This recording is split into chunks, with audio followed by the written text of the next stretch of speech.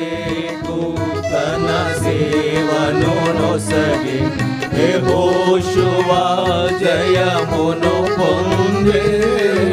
మోషేకు తన సేవను నొసగి యెహోషువ జయమును పొందే. శత్రుని గెలిచి రాజ్యము పొందే.